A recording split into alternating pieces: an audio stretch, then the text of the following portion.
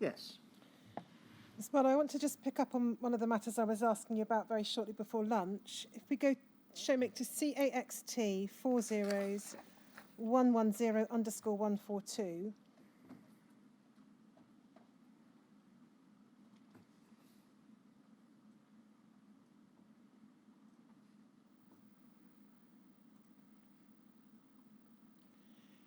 This is a report from you to the Caxton board, 15th of December 2014, and we can see it's in relation to the issue of having to reduce or deciding to reduce the winter fuel payment from £500 to £350. If we could go to the bottom half of the page. Just wanted to ask you about the paragraph beginning, Alistair Burt also raised. So it refers to a parliamentary question about winter fuel payments, asking the Secretary of State what representations his department had received from the Caxton Foundation about increases in funding to cover the costs of winter fuel payment in 2014.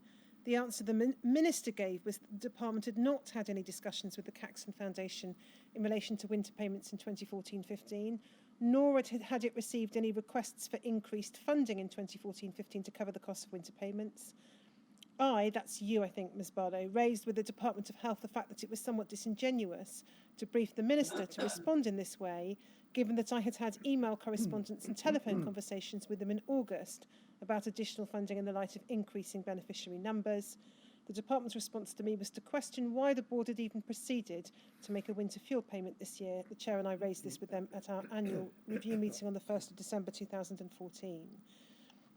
Now, first of all, Ms. Barlow, is it correct that although you had communications with the department in August 2014 about the funding difficulties created by the increasing beneficiary numbers, is it correct that you had not expressly, or the board had not expressly, gone back to the department to raise with them the possibility of having to reduce the winter fuel payment? I'm afraid I can't recall what the sequence of events was. I thought we had. You said in this the department's response was to question why the board had even proceeded to make a winter fuel payment this year. Was it your understanding that the department was saying to you it wasn't necessary for the Caxton Foundation to have bothered making any winter fuel payments at all? Yeah, I mean, the implication of that is they were asking why we'd actually made a winter fuel payment of any sort. Was it your impression in your dealings with the Department of Health, in your capacity as Chief Executive of Caxton and Mcfarland, that there was effectively a finite pot of money that the department was willing to expend on all those infected through blood and blood products? I think it's fair to say that that was the impression we were kind of given, and yet then we get to 2016 and an extra £25 million is announced for payments in this area overall.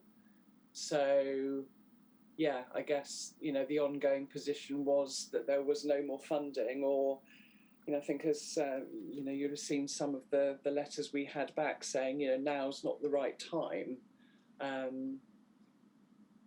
But yeah, as you would have seen, there were a number of occasions where we asked for additional funding and it just wasn't forthcoming.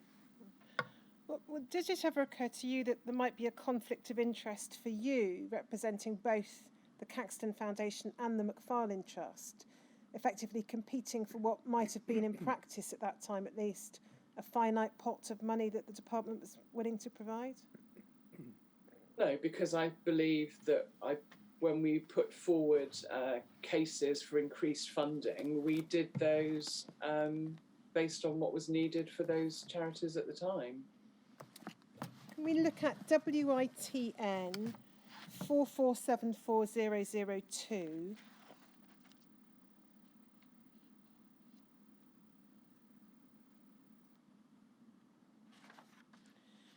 This is a letter from Mr. Mishcon and Ms. Boyd, who'd been trustees of the Mcfarland Trust, to the Secretary, or the then Secretary of State for Health, 12th of February 2014, and they're writing as former trustees of the Mcfarland Trust. There are matters relevant to Mr. Evans on the first page. If we go to the second page, we can see in the second paragraph there's reference to business cases for additional funding having been submitted for both Mcfarland and Caxton, drafted by you. And then if we go to the bottom half of the page,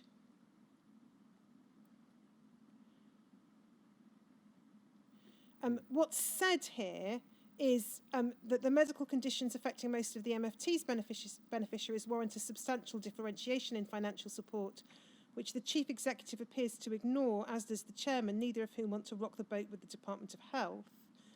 And then the next paragraph, when this differentiation was raised at the last board meeting and a request made to amend MFT's business case, the Chief Executive said she was unwilling to make such changes as it would affect Caxton's business case for parity. She was supported in this by the Chairman. It's subsequently been pointed out to the Chief Executive and Chair that this demonstrates a clear conflict of interest on the part of the Chief Executive.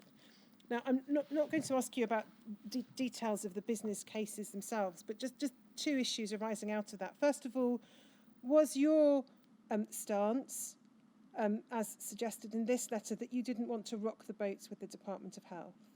No, it wasn't. What about the position in the last paragraph, where the issue of a conflict of interest is raised? Was it your position that you were not willing to make changes to the Mcfarland Trust business case because it would affect the Caxton's business case? No, and could you just remind me, please, did you state who this letter was from? Yes, Mr. Mishcon and Ms. Boyd. Yeah, that's fine. Well, as I recall, Mr. Mishcon wasn't actually at the meeting where this was discussed. So from his point of view, there was a certain amount of reliance on other people recounting what they thought had happened. With regard to the business case, again, I think when we had the discussion about it, one of the issues was that I think some board members wanted to use, to basically kind of make comparisons in a very negative way with other beneficiaries. And as I recall, my view was that it's not one needs to make a positive business case in terms of what the need for the Mcfarland beneficiaries was, not by making comparisons with whether they were or weren't worse off than Caxton beneficiaries, and obviously that's not reflected here. Was the question of a potential conflict of interest in having a shared chief executive ever discussed with the boards of either of the organisations, to the best of your recollection? I wouldn't know, I'm afraid. All I can say is in both, in my role for both of those organisations, I did what I considered to be the best I possibly could to make the strongest case in the business cases for both organisations. And when I was focused on a business case for the one organisation, I wasn't thinking about what impact it would have on the other, because ultimately that was for the Department of Health to take a view on in relation to what money was available. We had to ask for what we needed, and that's what we did. Can I ask you to look at next at MACF 5061_065?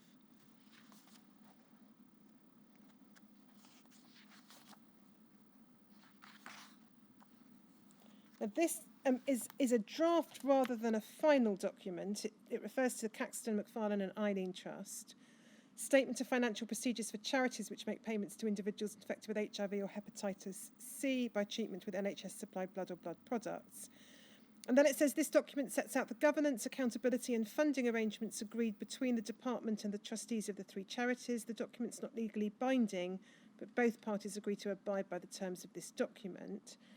And then if we look at, under the heading General Principles, at paragraph 2, decisions on the level of payments to beneficiaries are a matter for the trustees to decide. These decisions will be made taking affordability into account based on the agreed funding. 3, the blood policy team in DH will have responsibility for administering the funding when it's initially allocated on an annual basis. While responsibility will pass to the respective charities for all monies transferred to them, each charity will account to DH for all its expenditure and report to DH on its fulfilment of the required policy objectives. Can you assist us with that last part of paragraph 3, the requirement to report to DH on the fulfilment of the required policy objectives? What is that a reference to? Yeah, my reading of that paragraph, and I'm not particularly familiar, this document isn't very familiar to me, but that was, I think, when it says the blood policy team will have responsibility for administering the funding when it's initially allocated, the way the allocation worked was we had to draw down the money from the Department of Health on a quarterly basis by sending invoices and giving them figures for spend in the previous quarter, as I recall. And then in terms of reporting to DH on its fulfilment, that was reporting back through the annual accounts review process. And whose required policy objectives? The charities or the departments? I don't really understand what that means. All I can say is that in terms of the mechanism, the Department of Health held the money, we drew it down on a quarterly basis, and then we reported on the spend of that money essentially at the year end through the sharing the annual accounts. Okay, if we go on to page 3, there's an annex headed Caxton Foundation, and then the annexes for Mcfarland and Eileen are blank.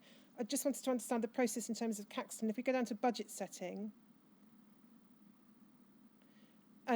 this envisages Caxton providing a budget estimate and expenditure profile for the next financial year. And then if at 4, should CF wish to submit a business case for a change to its overall allocation, this should be submitted no later than the same date, 1st of September. And then it sets out what a business case should have in it, reasons for the level of funding requested, what consideration CF has given to how it might adjust or redistribute its current level of allocation to meet the proposals on the business case in full or part, and then supporting evidence of its assessment of any change in the number and needs of its beneficiary community that give rise to the level of funding requested. But does that, broadly speaking, describe the process that was in fact in place? I would say that the dates were, the financial year was 1st of April to 31st of March, and the service delivery costs that are referred to there in paragraph 3, those related to the staffing and premises costs. And I think I described yesterday the way each organisation's share of those costs was identified and then top slice and given to Caxton so that Caxton could pay the staffing and premises costs. And my recollection is that it was never asked for by the 1st of September.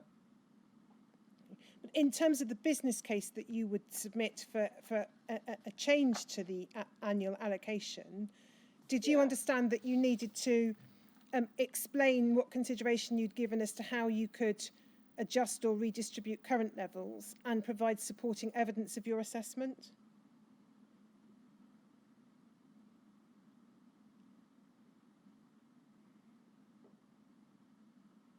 I think that information was included in the business cases. And then if we look at paragraph 5 is blank, point 6, DH will have the right to challenge any budget request and to meet CF colleagues to validate and verify the detail before formally agreeing a budget allocation. DH will assess the budget estimate along all other competing demands on the department's central budgets, but cannot provide any assurances that it will be able to provide sufficient funds to meet any future budget estimate in full. Was that your understanding that the department had the right to challenge any budget request? It seems to go further than just DH has the right to decide how much money it gives. Well, I think it's just a matter of terminology. I think that's essentially what it is, because as I've explained, there was no negotiation in relation to the annual allocation. We were just told how much we were getting. So it wasn't as though, we asked, we set a budget each year and said, this is what we'd like. And they came out and said, oh, well, you can't have this, this and this. There was the general principle of the annual allocation, and then the business cases for additional funding. Okay, well, let's just look at a business case for the 2014-15 year. So that's AHOH 601.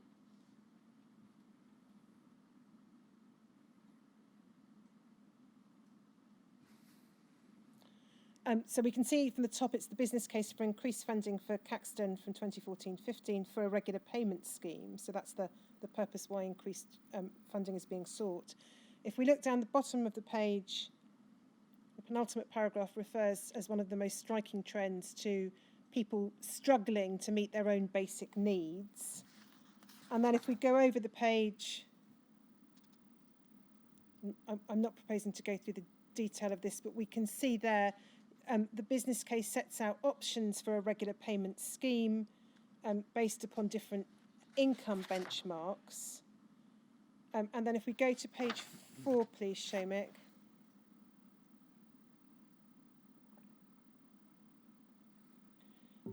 We can see that there is set out in section 4 proposal and financial implications.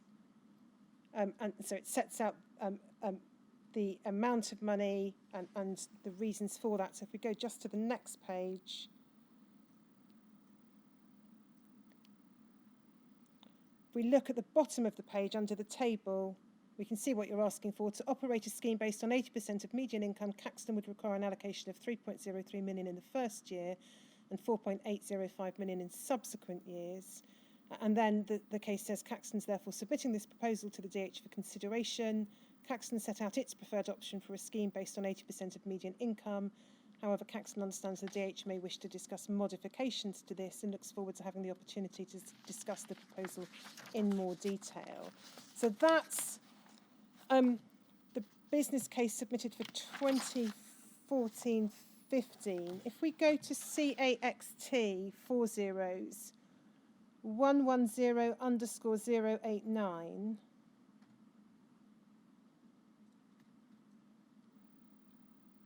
this is a letter from Dr. White at the Department of Health to Ms. Lloyd. Thank you for submitting a business case for increased funding for the Caxton Foundation. Ministers have decided that this is not the right time for an uplift in allocation, while they continue to consider how best to address a range of issues about the system of support available. And then there's an apology for not yet being able to confirm the allocation itself. I recognise this is the last paragraph. The decision not to increase funding will be disappointing news for the Foundation. However, I hope it does not come as a surprise to you, given our discussion on a number of occasions of the continuing downward pressure on government spending. Is it right to understand that is this, as far as you can recall, the only response that you got to the business case? As I recall. Was there ever any attempt by the Department of Health during your tenure to engage in detail with the business case put forward by Caxton for increased funding? Not as I recall, no. It was just a kind of a yes, well, it was always a no answer. And then if we go to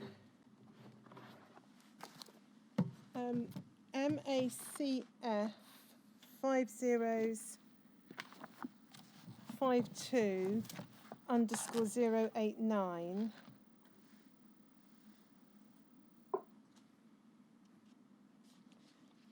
This is a report by you to the Caxton board 13th of May 2015. And I just wanted to ask you about what's said in the second half of the page under the heading expenditure. It says before 2014-15, Caxton had underspent against its allocation quite considerably each year. Why was it that there had been an underspend over the preceding years?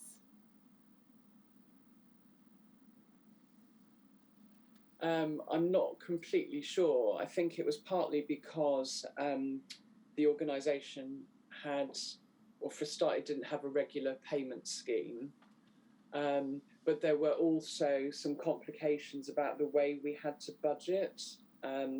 So as you'll have seen from the top of the first page there, we received funding from Caxton received funding from each of the 4 UK countries, and we had to budget separately to make sure we kept within spend for those 4 countries. And we could never do, we had to do the same across the 4 countries in terms of provision. We couldn't provide differential support for people in one country compared with another. And so when you look at, for example, there at Northern Ireland was 2% of the total budget. And it quite often meant that by the time we'd had to budget to fall within, if you like, the smaller envelopes, there was a level of underspend within England. And was any discussion held with the Department of Health or with representatives of the devolved administrations as to how you might be able to use that underspend, whether for the benefit of all beneficiaries or a subset of beneficiaries? No, the understanding was that, as I said, we had to do this. We had to provide the same service to beneficiaries across the UK. Where things, things did get quite tight, I think, particularly in Northern Ireland, as I recall, and we had to write to Northern Ireland and ask whether they would be prepared to sort of make additional funding available, which, as I recall, they always said they would. But it was quite difficult because in terms of, actual financial numbers, 2% of the total budget wasn't an awful lot in terms of trying to support those beneficiaries. And as I say, we regularly got close to using up the allocation and had to ask for more money each year. If we go next to CAXT 40110_141.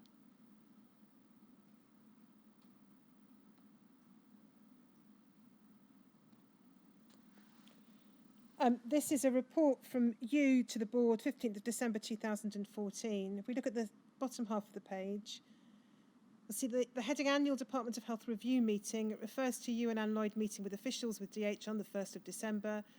Talks about progress made in terms of turnaround times, improvements, partnership group, beneficiary communications survey. That's then referenced to a meeting. It then says, we advise we're intending to spend our full allocation for 2014-15, discuss the regular payment scheme. You're led to believe that you are likely to receive a similar finance allocation for the next year. There's then a reference to parliamentary questions, and then if we go over the page, there's a reference there to the Penrose inquiry. There doesn't appear to have been, as recorded in this report, any robust push for more funding or any raising of the issue of the winter fuel payments. Can you assist us with why?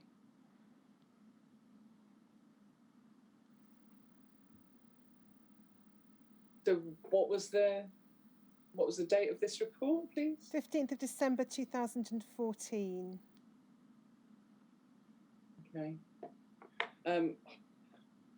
I can't recall at this stage, but it was, I guess this was past the point at which Caxton had to raise, or to split the funding between a £350 payment in the November and then subsequently the £150 in the March. Other than what we see in the written business case, or what we see in records of the annual review meetings, either the Department of Health minutes or your own reports, are there any other documents in which would set out the attempts made by the Caxton Foundation to persuade the Department of Health to provide additional funding? In relation to the regular payment scheme, or generally? Generally. Well, I think when we talk about the Caxton's request for additional funds, it was for those two specific things. So were those the only two occasions that you can recall the Caxton Foundation submitting a business case? Those were the two specific areas that we requested additional funding for. Could we then look, please, at CAXT 5094_112?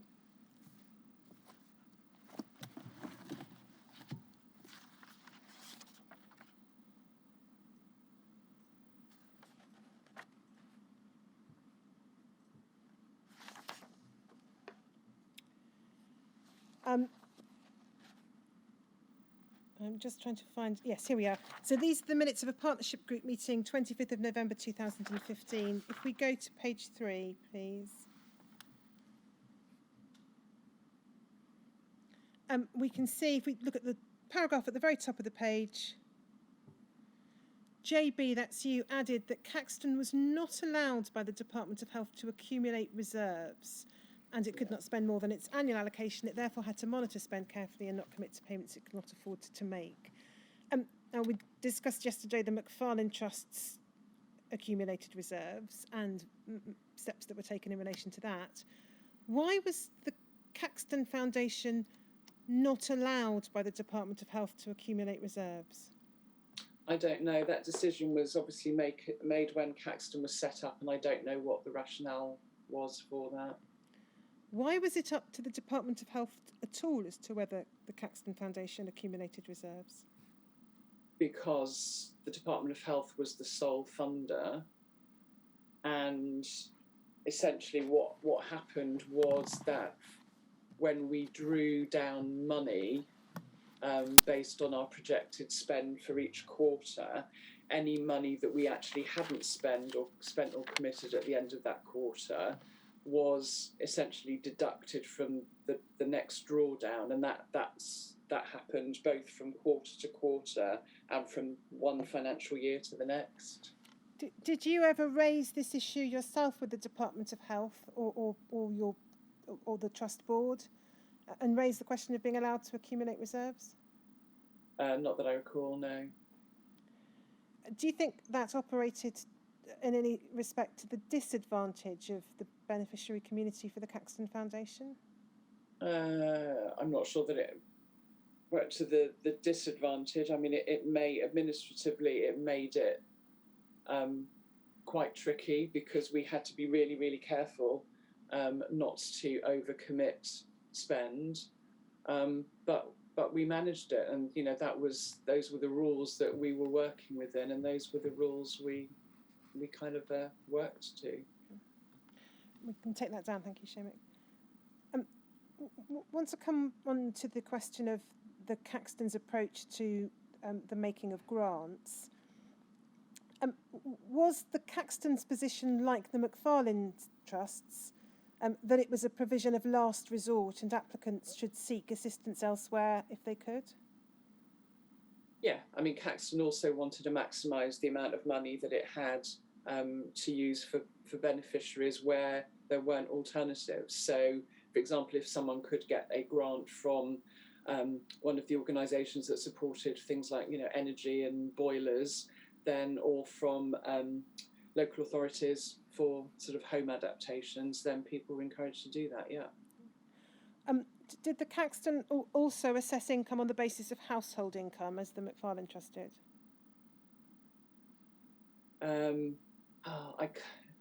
For grants, that didn't apply to either organisation. For Caxton regular payments, I'm afraid I can't remember. So can I just pick you up on the issue of grants? My understanding of your evidence earlier in relation to Mcfarland Trust grants, and indeed your evidence in relation to Caxton Foundation grants, was that an expenditure form did have to be completed because of the question of considering financial need and disposable income. But that was an income and expenditure form for the beneficiary applying. Whereas where we were making regular payments, there was an assessment of overall household income. So in terms of the applications for grants that were made by an applicant, is your evidence that, first of all, for the Caxton Foundation, that looked not at household income but only at applicant income? Correct, that's my recollection. And the same for the Mcfarland Trust?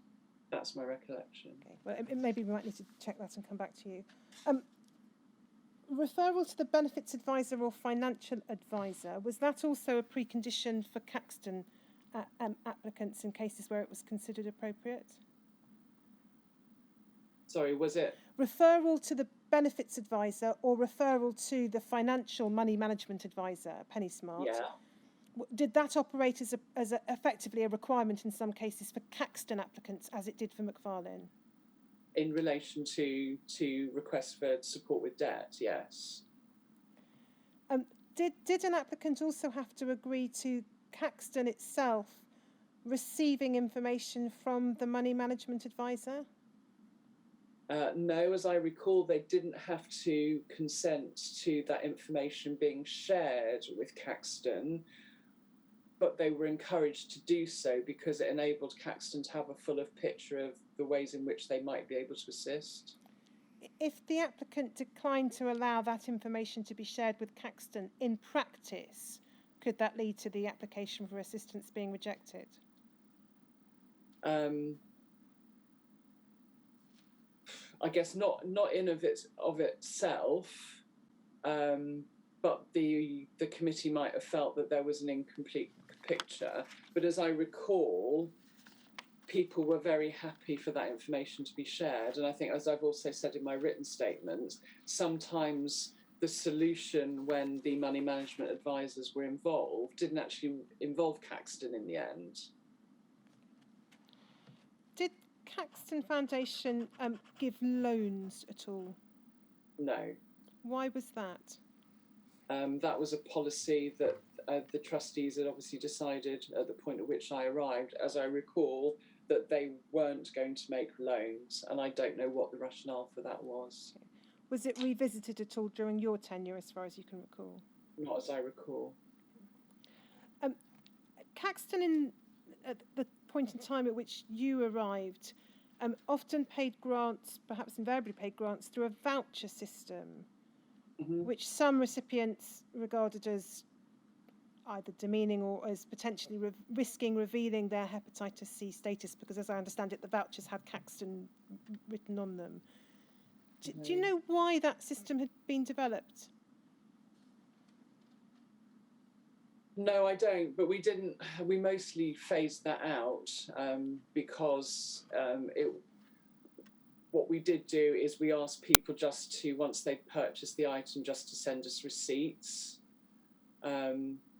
So yeah, that was phased out. I think in a few cases, for whatever reasons, we might have still done it, but essentially we stopped the use of vouchers. Did Caxton fund or arrange events for beneficiaries to meet and form mutual support networks? No, it didn't. Why is that? Well, I think when we were talking about the partnership group this morning, I referred to the fact that at some point we'd done a survey to see what events people would be interested in, sort of regional meetings or I think a once a year national event, and there was very little support for it. There was a point in time, I think, at which the Caxton Foundation decided to stop referring to those who were eligible for assistance as beneficiaries and call them clients, which was a change that did not go down particularly well. Is this right? You were asked by the partnership group not to make that change and continue to use the term beneficiaries, but it was only after some time that the position reverted to beneficiaries?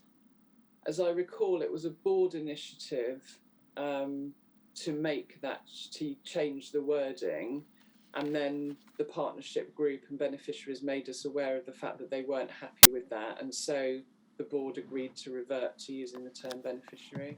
Had there been I recall, this was quite early on. Sorry, had there been any prior consultation with beneficiary community before implementing that change? Sorry, in what way? Before deciding to start referring to everyone as clients, had the foundation consulted with beneficiaries as to whether that was a change of nomenclature that they would welcome? No, not that I'm aware of. As I say, my understanding is that was a board initiative to do that. Can we look next at CAXT 40 111_057?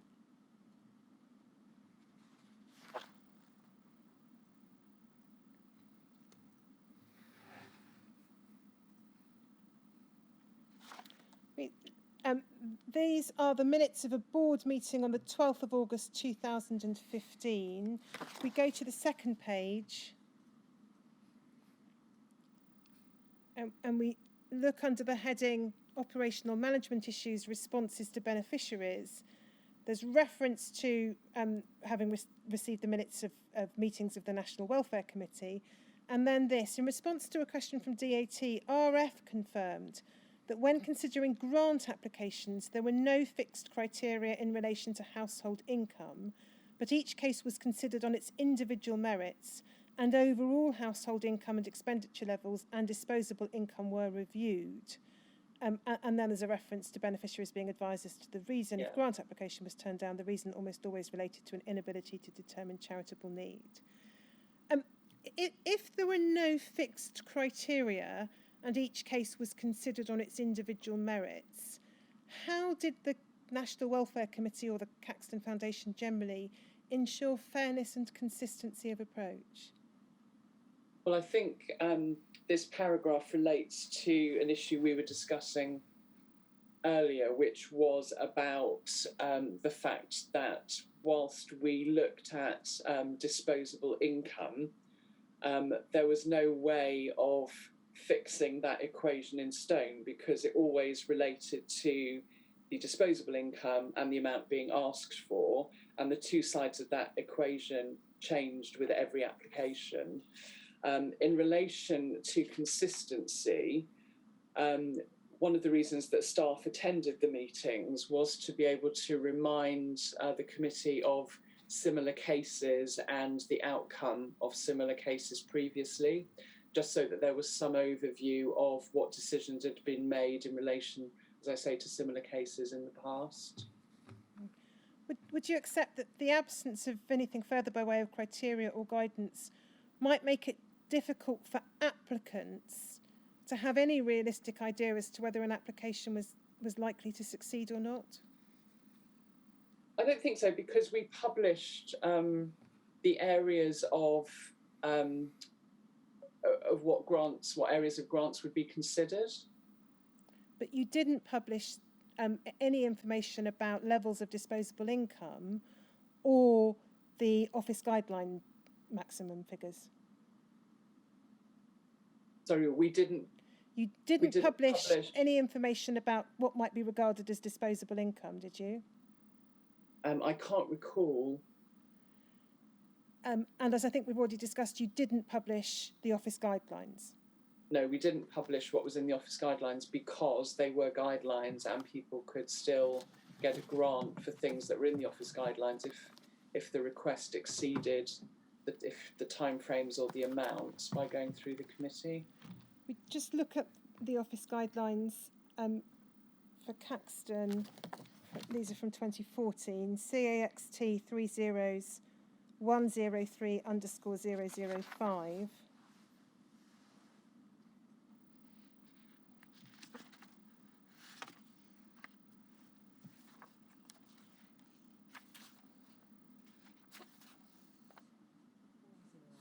I'm sorry, CAXT 40103_005.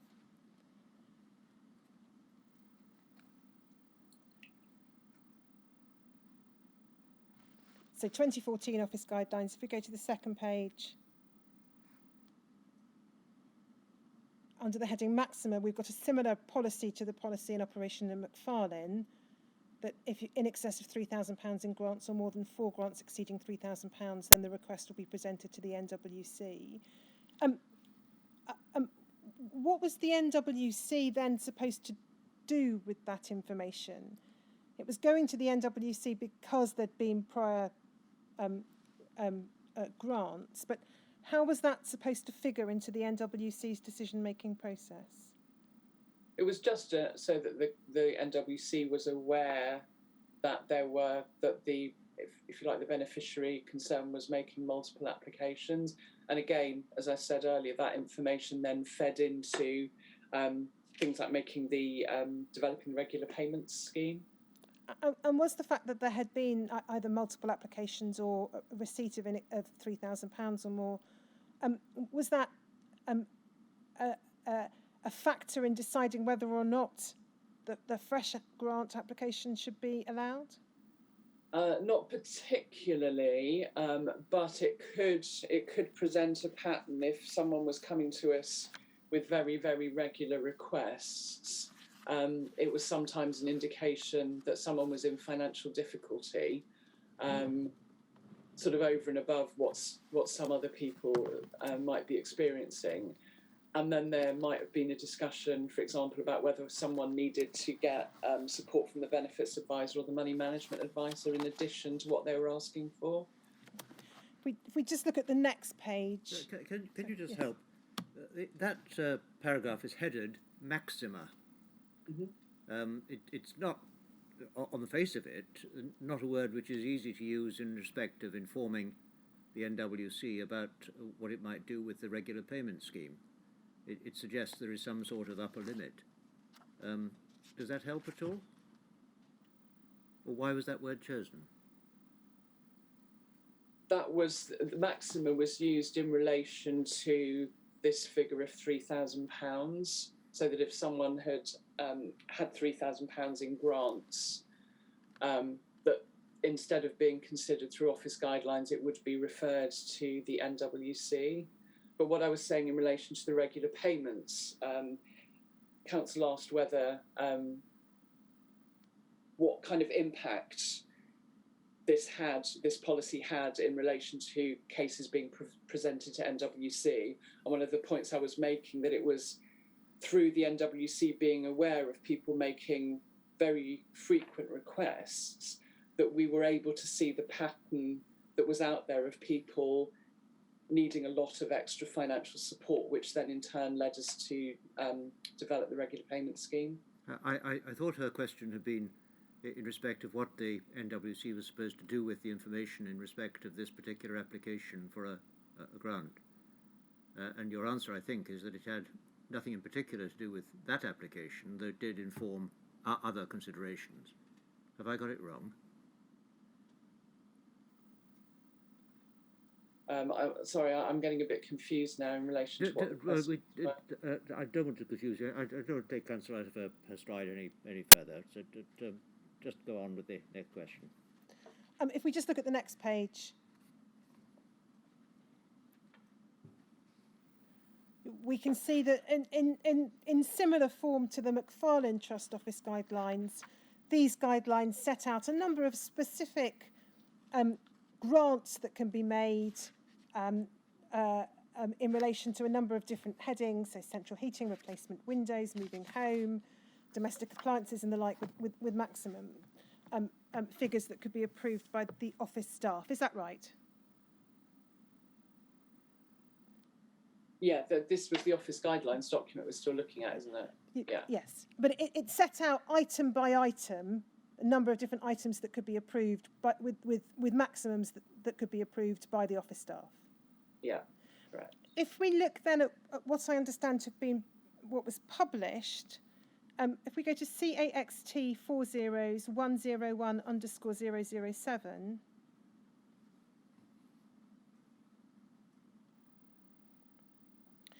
this is a draft. It's appended by you to a report from you to the National Welfare Committee dated the 10th of July 2014. We have that from a different document, Ms Barlow. And I don't know whether it was in precisely this form that it was finalised. But you can see that in terms of the areas of support, it's very much more broadly outlined, in the same way that the Mcfarland Trust published guidelines were very broadly outlined. You've told us why the Mcfarland Trust and the Caxton Foundation didn't want to print the maximum figures that could be approved by office staff. But why not detail the precise grants that could be applied for, so that people would know that they could apply for moving home grants, window replacement grants, white good grants and the like? Well, I think these bullet point headings here under 1.1 are kind of overarching headings for all those things. And the things that were in office guidelines were very specific items under some of these headings. Mightn't it have been useful for your beneficiary community to know some of the specifics of what they could apply for? Or was there a fear that by publishing it, as we've heard from an earlier witness in relation to Mcfarland in previous years, was there a fear that it would become a shopping list? No, as I say, these, I mean, if so you were talking, I think you mentioned sort of white goods. You know, the third bullet point up from the bottom in that list there is financial assistance with the purchase of essential household items, which would be washing machines, tumble dryers, microwaves, etc., etc. So instead of listing it all out, we gave those overarching headings, which all of those things fitted into. Were you aware of beneficiaries having to telephone and or make contact with the staff to try and understand more clearly the kind of items or assistance they could apply for? Well, as I think I said before, my recollection is that by far the majority of cases where people wanted to make applications, they spoke to a member of staff anyway. Just want to ask you one final question about regular payments. If we go to AHOH 5052.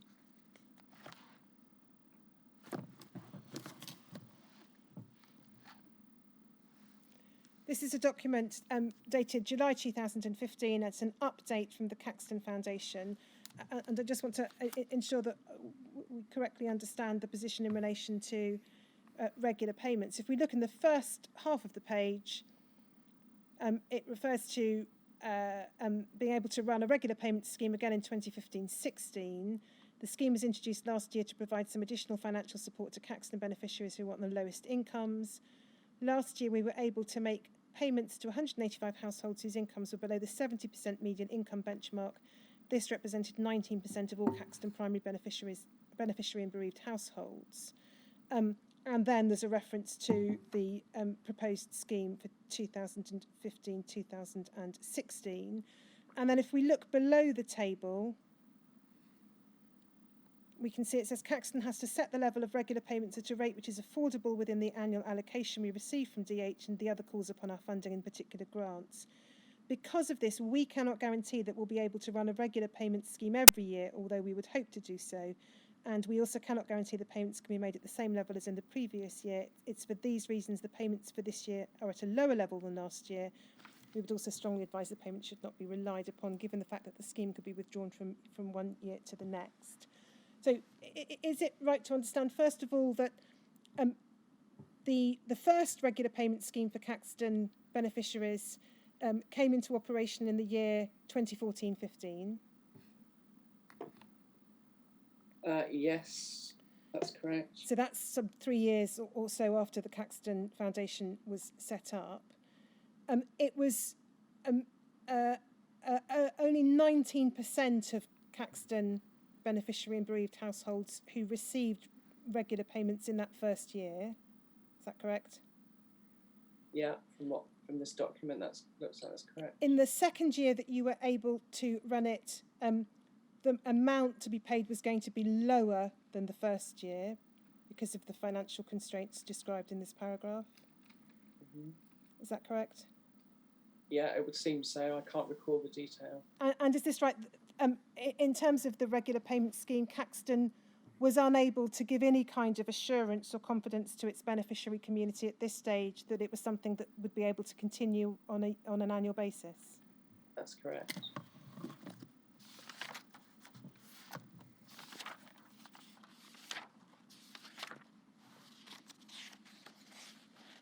I want to move on next, Ms. Barlow, to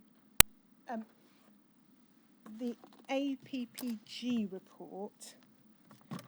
Shomik, that's at RLIT 5031.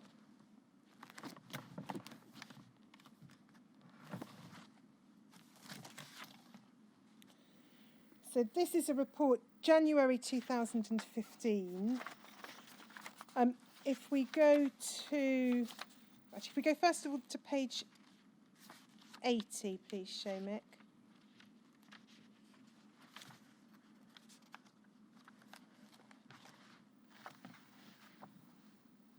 You'll see there a heading, the relationship between the trusts and the Department of Health, and it refers 4 lines under that heading to a feeling among many campaigners, beneficiaries and even trustees themselves that the trusts act more as conduits to the Department of Health than charitable organisations. This contributes significantly to many respondents' dissatisfaction with the general demeanour of some trust staff, which they see as cold, dispassionate and unsympathetic. Can I invite your observations, if any, first of all, on what's said there to be the feeling amongst many that the trusts act more as conduits to the Department of Health than charitable organisations?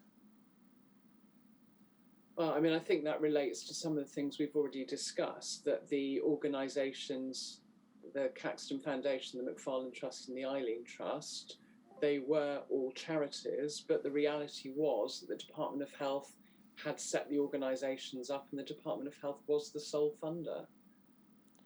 And do you understand why it was that many campaigners, beneficiaries and even some trustees saw things in that light?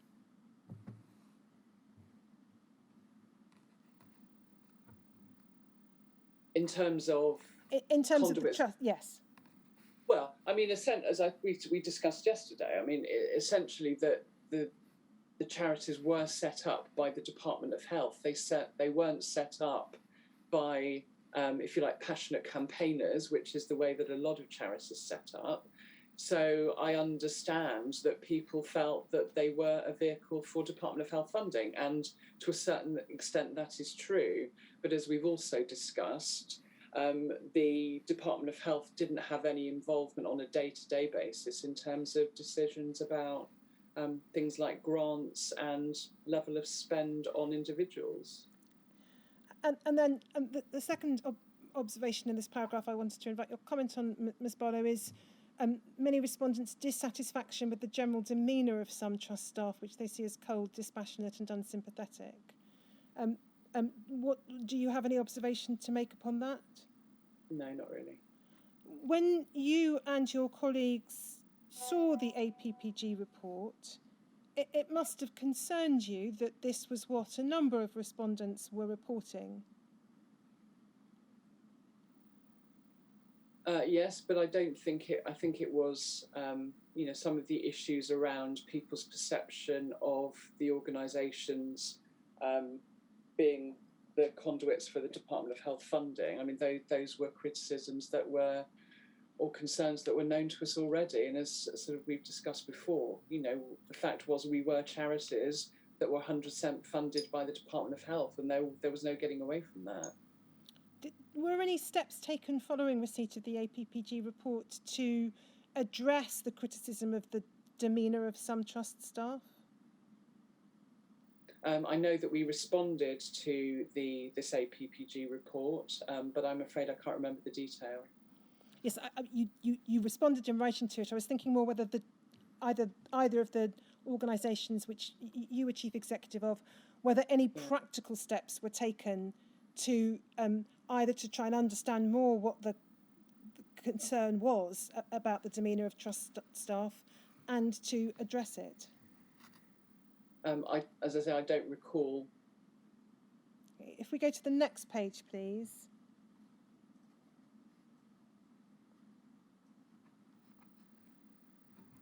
If we look at the third paragraph, the view of the authors of the APPG report is the sole concern of each charity should be meeting the needs of their beneficiaries. Would you agree with that? Yeah. And then this, when they lack the resources to do so sufficiently, they should do everything in their powers to lobby and campaign for further funding. Now, that clearly isn't what either the Mcfarland or the Caxton Foundation had been doing. They had not been campaigning for funding. Do you accept that both Caxton and Mcfarland could and should have campaigned for further funding? It depends what you mean by campaign. What do you accept, if anything, either of those organisations could and should have done? What we did was to make regular representations to the Department of Health for additional funding. But again, as we've discussed previously, the staffing cap on the Alliance House organisations effectively channelled the work that we did into the sort of activities to do with the distribution of funds and nothing else. So activities such as actual campaigning weren't really open to us. Did you or the boards of either Mcfarland or Caxton ever consider approaching, say, a hepatitis C charity or a haemophilia or HIV charity to see whether they could assist in or provide a volunteer or provide some form of other assistance to undertake joint campaigning work? I don't recall. How had the Alliance House organisation's response to the government consultation on reorganisation been funded? Sorry, how had the response been funded? How was the government's? How was the Alliance House organisation's response to the Department of Health consultation on reorganising the schemes funded? Well, it wasn't it wasn't a separate project. It was a document that was pulled together by existing staff. Do you recall if you attended? Do you recall if you attended meetings of the APPG as part of the process that they undertook to produce this report? I remember attending a couple of meetings of the APPG, but I can't remember what the timing of those meetings were in relation to this report. If we look at in this report to page 32.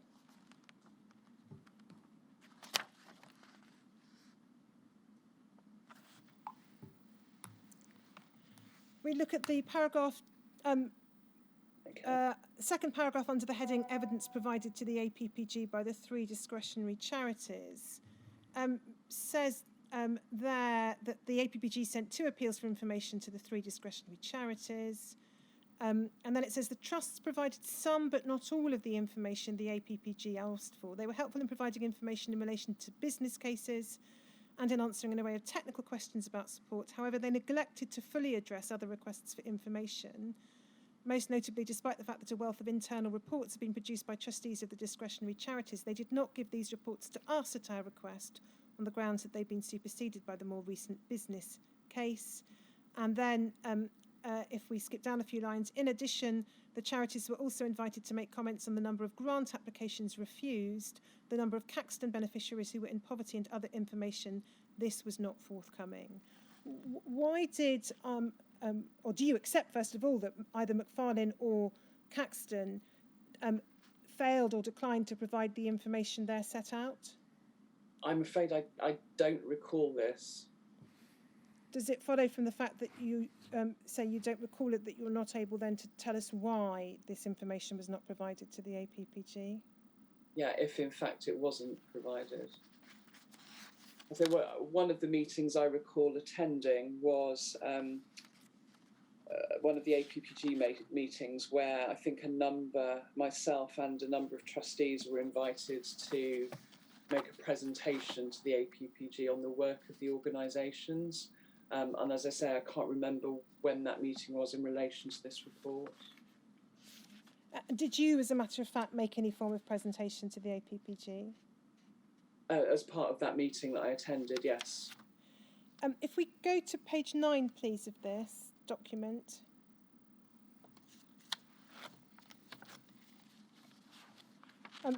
Bottom of the page, so this is part of the foreword. The findings set out in this report are stark and numerous, but 5 of the most striking issues with the current support arrangements are worthy of particular emphasis. And I just wanted to ask you about a number of these. The first is many trust beneficiaries are in poverty. That, Ms. Barlow, I think is something you would probably accept. I'm not. There's some very formal definitions of poverty. I think this issue relates to the fact that, as it says here, people who were at stage one, who'd only received a stage one Skipton fund payment, were not in receipt of any ongoing payments.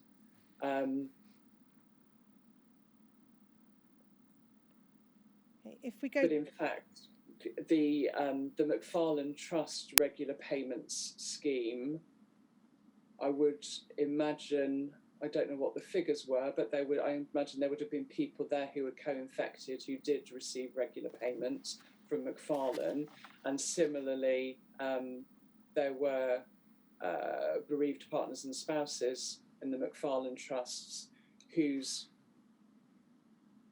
deceased partners or spouses would have had hepatitis C, so that doesn't apply. And then when the regular payment scheme for the Caxton Foundation was introduced, similarly, there would be people there who did receive some form of ongoing payment, but it's true that they didn't receive the same level of payment that people who were getting through MFET or Skipton Stage 2.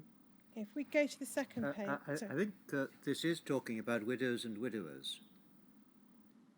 It may not be. It is, and also those with chronic stage 1 hepatitis C, saying that those do not presently relieve any ongoing payments from the 5 Trust. And what I was saying, or trying to say, was that through the regular payment scheme that both Mcfarland and Caxton subsequently had, that there were people who were receiving some form of regular payment, but they weren't receiving it through the Skipton Fund. If we go on to the next page, the second point emphasised in the foreword to this report is, quotes, the worst form of modern day begging that I know of, and refers to many respondents to our survey find the whole process highly demeaning and onerous, and some have been reduced to tears because of it. Again, do you recognise that description as reflective of the experiences of beneficiaries of the Mcfarland Trust and Caxton Foundation? I recognise it in terms of people being very unhappy that they had to approach a charity for funding. Do you accept that the process was onerous for many applicants? Well, I think, as I discussed in one of my written statements, we tried to make it as minimal as we could, but at the same time, we were a charity who had to assess charitable need. I think, again, in one of my written statements, I referred to the fact that in the early days of my time there, some work was done to look at what other similar organisations did in terms of the amount of information that was asked for and the process that people had to go through. And actually, we were reasonably light touch compared with some other organisations that, did a 2-hour telephone interview with every person that ever applied for a grant every time they applied for a grant. And clearly we didn't, we weren't down at that end, but we still needed some information in order to make that assessment. But, that was kind of almost, it was intrinsic in the system that we were set up as charities. And so people had to go to a charity for financial support. And some people were really unhappy about that. And then the third point of emphasis, left in the dark, it refers to the issue of under-registration in relation to those with hepatitis C, and then says even those who do successfully register with the charities, however, report being left in the dark about the support available to them. In some troubling cases, this has led to people in poverty paying out of their own pockets for things that they were unaware the trusts could provide grants for, such as hospital travel, and falling into considerable debt as a result. Now, leave aside for a moment the question of hospital travel. The broad point there of people being unaware or left in the dark as to what support was available to them, would you accept that there is some foundation for that because of the relatively sparse information that was provided to beneficiaries about the decision-making processes and matters for which grants were available? No, because I would say that we were looking at this earlier in relation to Caxton, we published, if you like, the overarching categories of all the areas where we would consider grants. So that information was available. It was on the website. It was sent out in written form to people. So that information was available.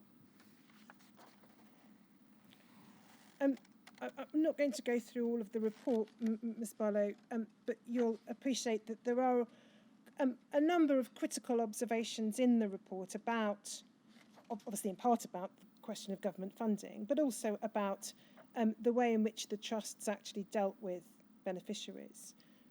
Do you accept any of those criticisms?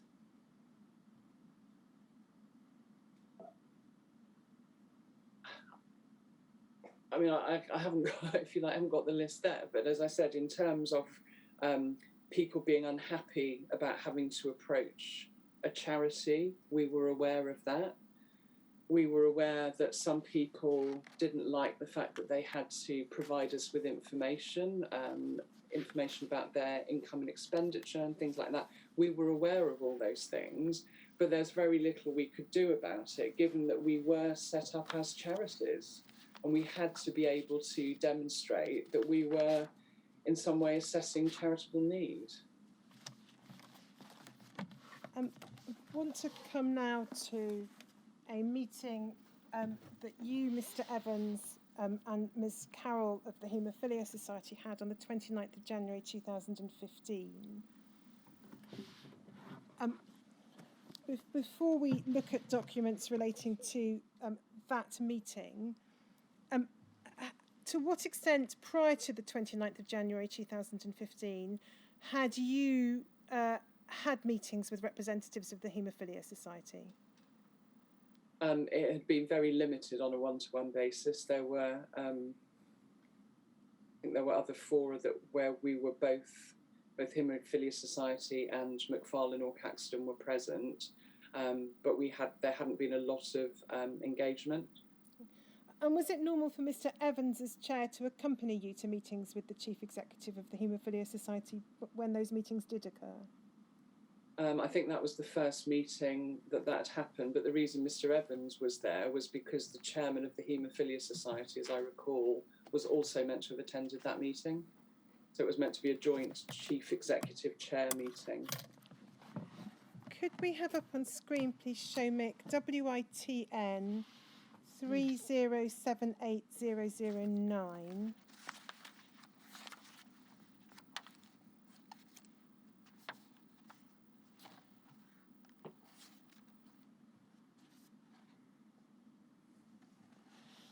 This is the statement of Ms Carroll, which I know you've seen. And if we go to page 5, please.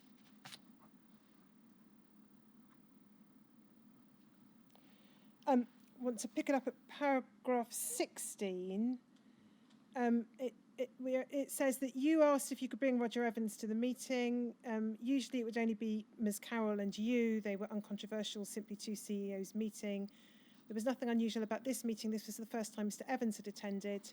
And then it says that the reason for the meeting was to discuss the society nominating an individual to serve as a MFT trustee.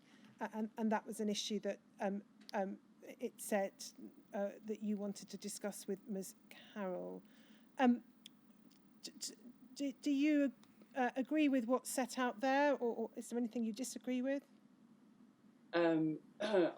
I don't recall having had one-to-one meetings with her prior to this. And as I say, my recollection is this was meant to have been a joint chair chief executive meeting. So it wasn't me asking to take Roger, it was the fact that both chief executives and chairs were meant to be there. If we go to the next page, we'll see in paragraph 17, this is Ms Carroll's description of the meeting. During the meeting, Jan Barlow and Roger Evans conducted themselves professionally. They were distant but professional. I still recall the meeting clearly to this day. The Penrose inquiry was coming to an end and we discussed the implications of this. We also discussed issues that the Society's members had raised with me in relation to their interactions with the MFT. Such issues were always discussed during our meetings. I said I was concerned about the community getting answers in respect of how the contaminated blood scandal had happened, and that the Society would keep the pressure on whoever was in government to make an announcement as quickly as possible. In response, Jan said that the Department of Health should wait as long as possible before making any decisions, as more people would have died and there would be less people to pay. And then she says that you made that comment really calmly, and that Ms. Carroll didn't respond as it took time to sink in. Ms. Barlow, did you make the comment that Ms. Carroll describes you making? I absolutely did not make those comments, and we, as you are aware, that was dealt with by respective lawyers, and the Hemophilia Society and Liz Carroll retracted those comments and apologised for having made those allegations about me. And actually, the allegations publicly were made. She alleged originally that both Roger and I had said those things, but I can confirm that I absolutely neither thought that nor said it. And as far as I'm concerned, that was completely settled when the apology and public retraction was made. Do you recall anything being said in that meeting by either by Mr. Evans or by you that was remotely similar? Absolutely not. As I said, I didn't think it and I didn't say it. The response of the Mcfarland Trust and you and Mr. Evans, is this right, was to instruct solicitors to write to the Hemophilia Society? Initially, Roger Evans tried to contact both the chair of the Hemophilia Society and Liz Carroll to try and resolve this informally in the hope that there'd been some mix-up. But when that that didn't result in any resolution, then solicitors were instructed. Did you have any dialogue yourself with Ms. Carroll or with anyone else from the Hemophilia Society following this meeting? Not that I recall, no. Were you there when Mr. Evans? I'm so sorry. Were you there when Mr. Evans spoke to Ms. Carroll? I wasn't, no.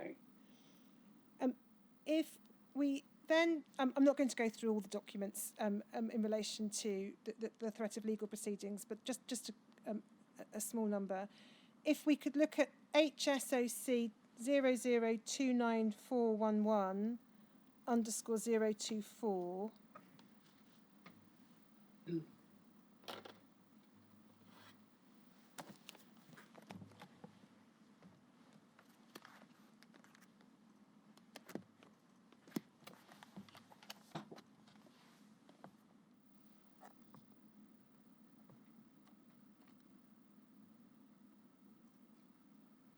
HSOC 0029441 _ 024.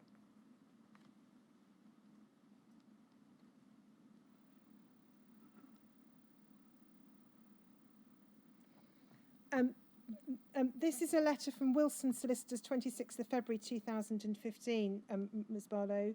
They're said to act on behalf of the trustees of the Mcfarland Trust, Mr. Evans and you, and the letter's being sent separately to both the Hemophilia Society and to Ms. Carroll.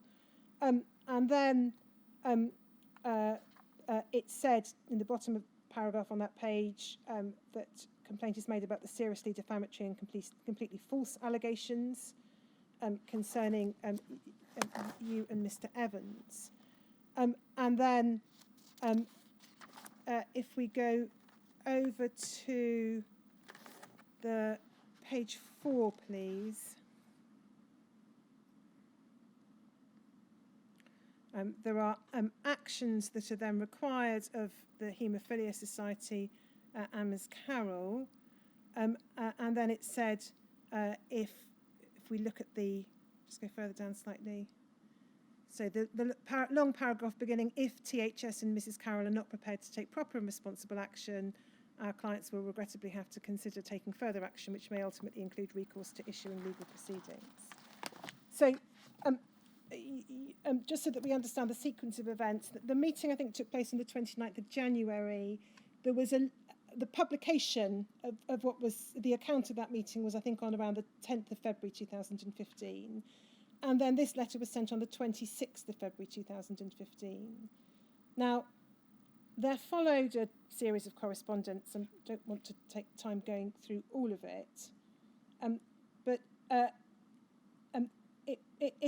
The correspondence included threats to sue, threats may be the wrong word, included warning of an intention to sue if the matter was not resolved, both the Hemophilia Society and Ms. Carroll. Was there any particular reason why that warning was to sue Ms. Carroll personally as well as the Hemophilia Society? I don't recall. There was then a response from the Hemophilia Society solicitors on the 27th of February, so the day after this letter was sent, agreeing to publish a retraction and an apology. Again, we can look at the detail if it would assist you, but there's further communications in which your solicitors press for the inclusion of the word false rather than incorrect in the public statement. Do you recall that? I don't know. Okay. But they were false allegations, not incorrect. There was also, I think, a request or requirement that in order to resolve the matter that the Hemophilia Society pay the legal costs incurred by the Mcfarland Trust. Was that your understanding too? I don't recall. We just look at CAXT 5076_008, please.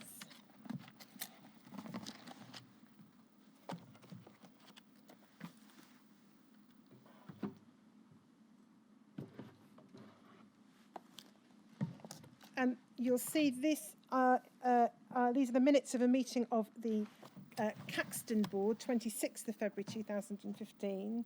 So this is, I think, again, the day that the legal correspondence is being sent off. If we go to the second page,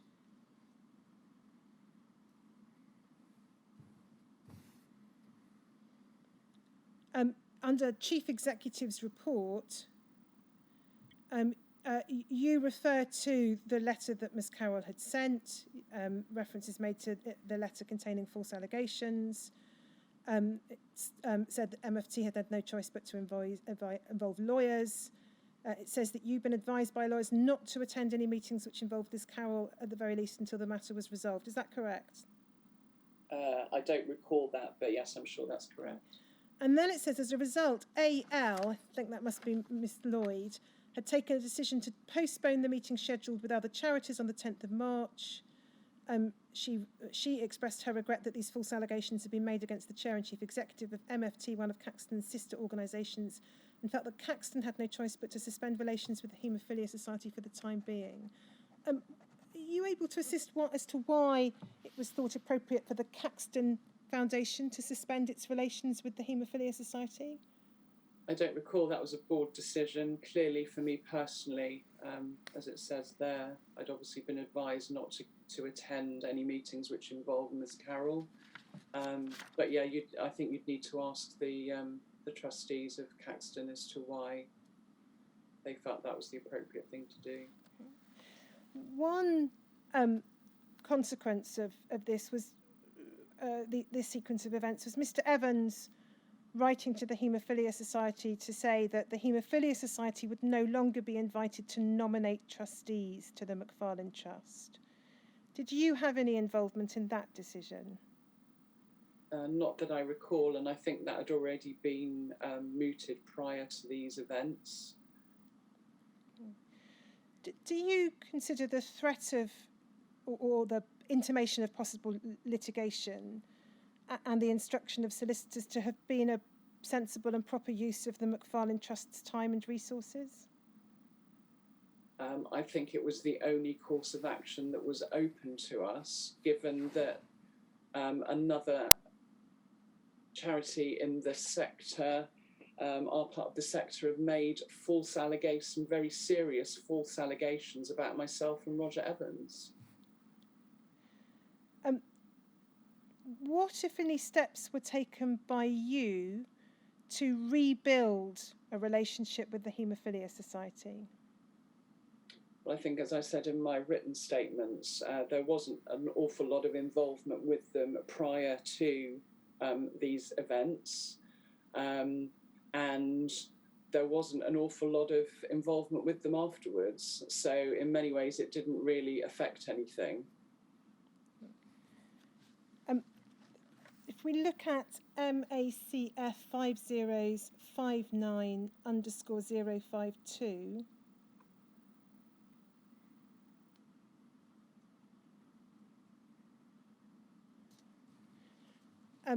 we can see this is a letter from the Jane Ellison, Parliamentary Under Secretary of State for Public Health. We go further down the page, please. It says, I hope you're now able to rebuild a constructive working relationship with the Society. Now, there had obviously been some form of relationship between the Mcfarland Trust and the Hemophilia Society before these events. Were any attempts made by you, or to your knowledge by the Board of Trustees, to rebuild a constructive working relationship? And if so, what were they? Well, as I said, there hadn't been a huge amount of involvement between the two organisations prior to these events, and afterwards there wasn't a lot of involvement either. We continued to attend fora where both the Alliance House organisations and the Haemophilia Society were both attendees, but there wasn't a lot of close working between the organisations beforehand, and that continued afterwards. Did you attend any further meetings that were meetings between the Mcfarland Trust or the Caxton Foundation and the Haemophilia Society with no other parties involved? No. Did you ever meet with or speak to Miss Carroll again? Not on a one-to-one basis, as I recall, no. Do you consider that more effort should have been made by the organisations or by you personally to try and move on from these events in the interests of the beneficiaries?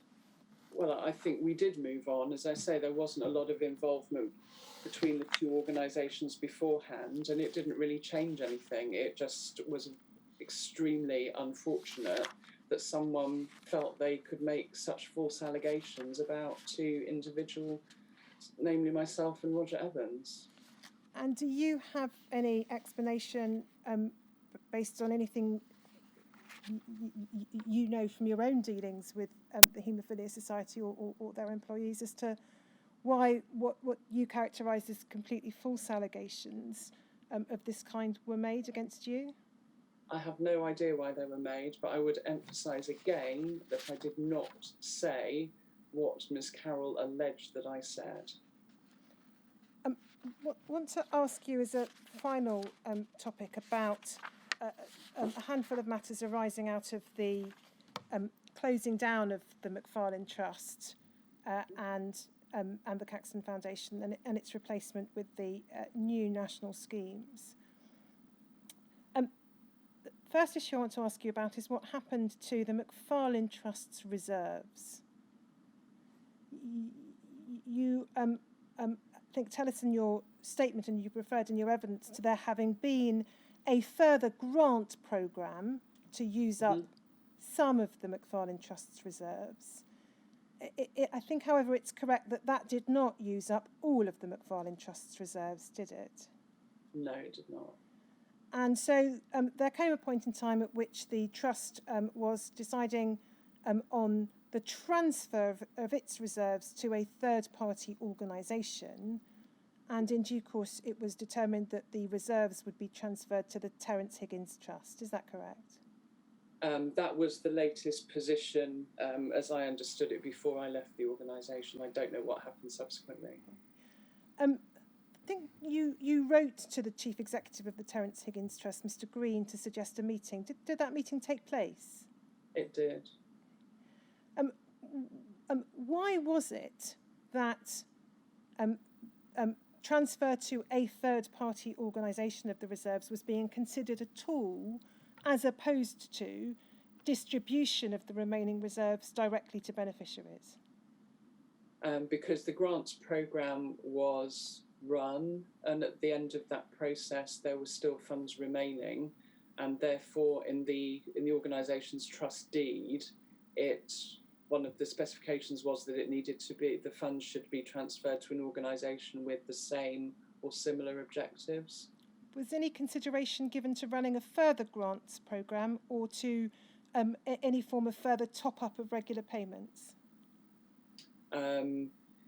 Not that I can recall during my time. There may have been discussions subsequently. Why were neither of those potential courses of action considered? I can't recall at this stage. I think the grants programme had been run to run down those reserves as much as possible at that stage, and the trustees decided that that's what they wanted to do with the residual funds. Was there any consultation with the beneficiary community in whose interest the Mcfarland Trust was required to function about what should be done with the reserves? I don't recall. Was there any consultation with the beneficiary community about the identity of any third-party organisation to whom the reserves might be transferred? I don't recall, but there were limited, because of the specifications in the trust deed, there would have been a limited number of organisations that they could have been transferred to. Why was the Terrence Higgins Trust thought to be a potentially suitable organisation for transfer of the reserves? Because it was a large HIV charity. But not a charity with any particular interest or involvement with those who had haemophilia and HIV or who had been infected through infected blood products. Except that in the early days there was the Mcfarland Trust did work in partnership with THT to provide various services. I can't recall the detail now, but that partnership had been there in the early days, so there was a history of working with THT. Once the Mcfarland Trust had identified THT as a potential third-party organisation, was no consideration given to, at that stage at least, asking beneficiaries what they thought about it? I can't recall, I'm afraid. What about the transfer of the remaining loans to the Terrence Higgins Trust? Was that something which was discussed in advance with individual beneficiaries? I don't recall, because all that detail would have been covered after I left the organisation.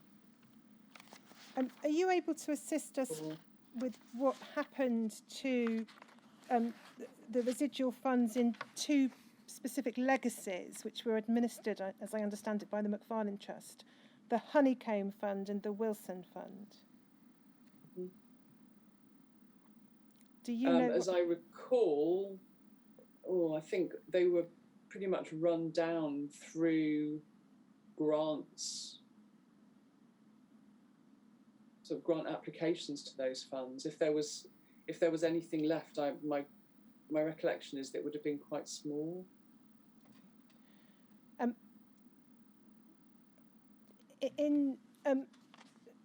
I think there was a remaining fund in relation to Honeycomb transferred to the Terrence Higgins Trust, but that I think is after you left. That was after my time. Yeah. So I will ask Mr. Murray about that.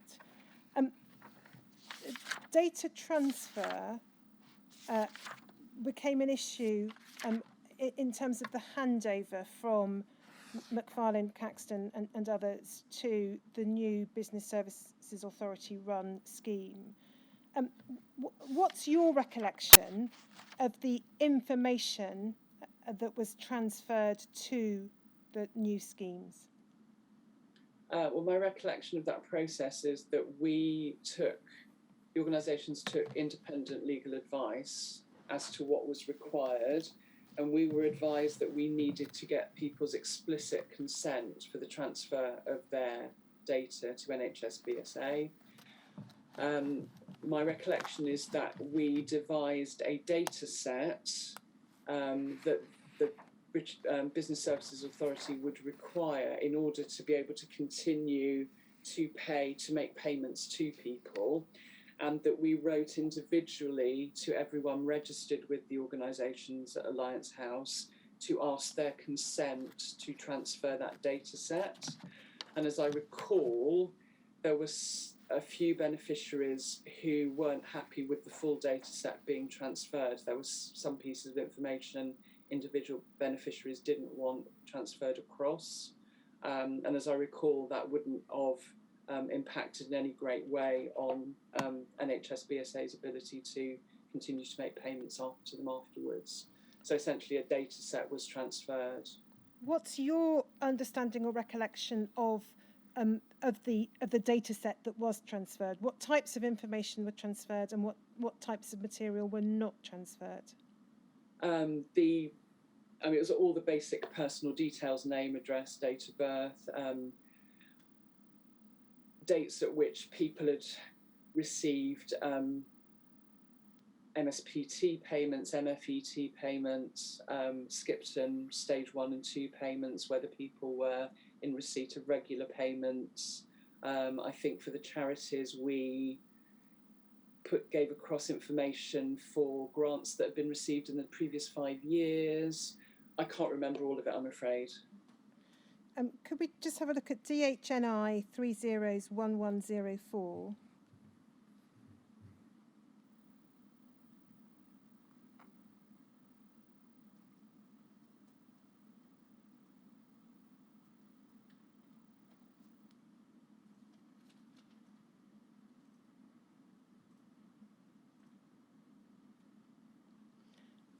This is an excuse me. This is an email exchange on the issue of Alliance House and data issues.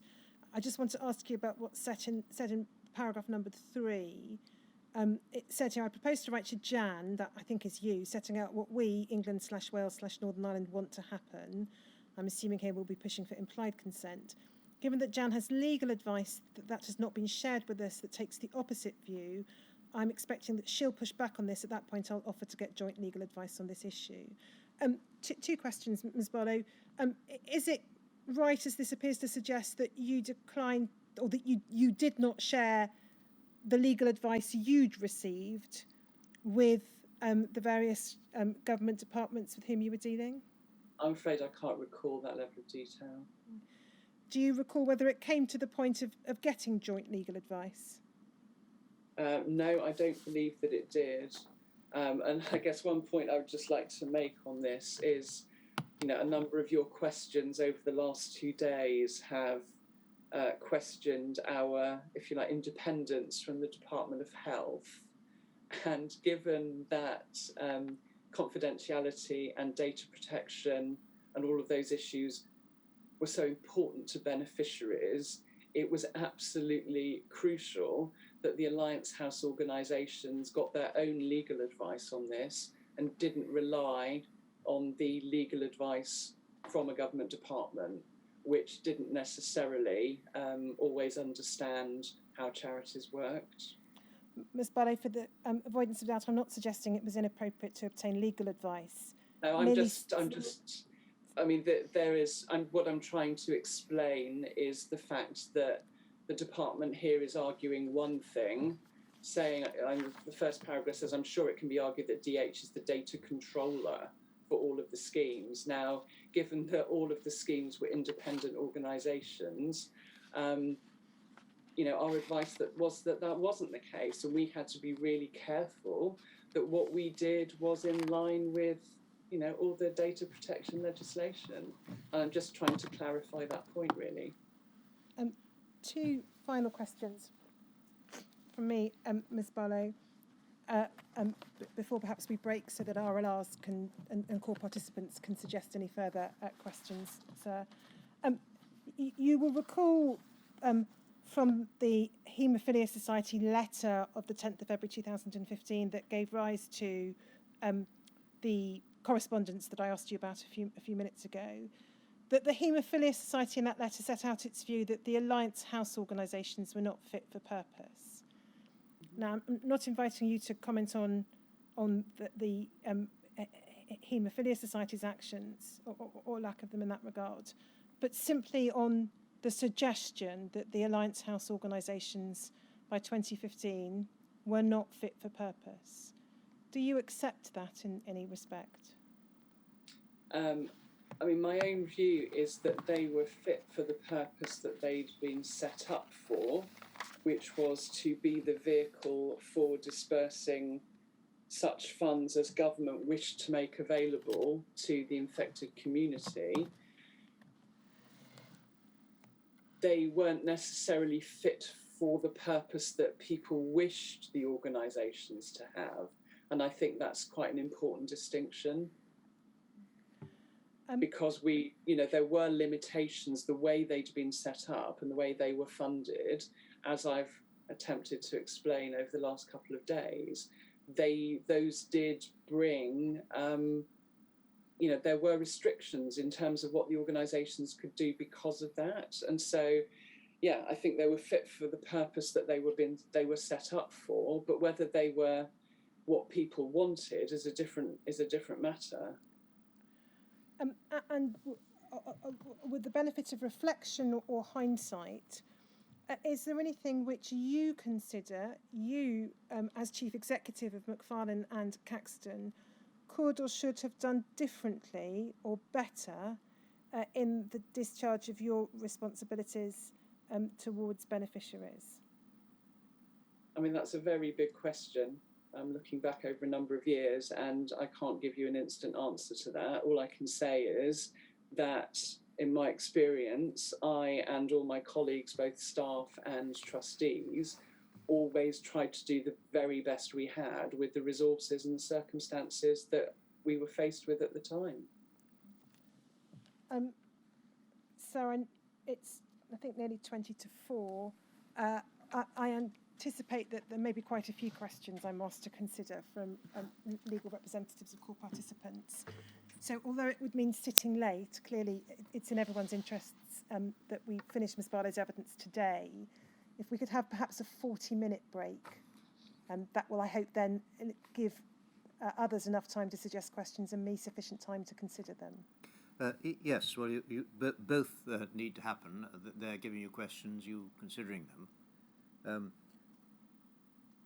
I'm very sorry that possibly yesterday morning's delay, which was not your fault, has led to your being here perhaps longer than you would have anticipated. Can I thank you for your patience, but say we will take a break now for 40 minutes, that is until 4:20, and then it'll be, you can be assured, assuming that there's no technological blip, which I have no reason to think will happen, that it'll be your last session. Okay, and is it possible to give me an approximate time when we're likely to finish this evening? Well, I can't. The problem is this. The reason why Council is asking for this slightly longer break is that your evidence will have been followed by a number of those who are represented through legal representatives who have the right to ask Council to put questions. I don't know what those questions will be. I don't know how many there will be. I don't know how wide-ranging they will be. A number may be very much the same as one another, but they may not be. And so it's very difficult to predict. I can't give you a straight answer. Thank you, sir.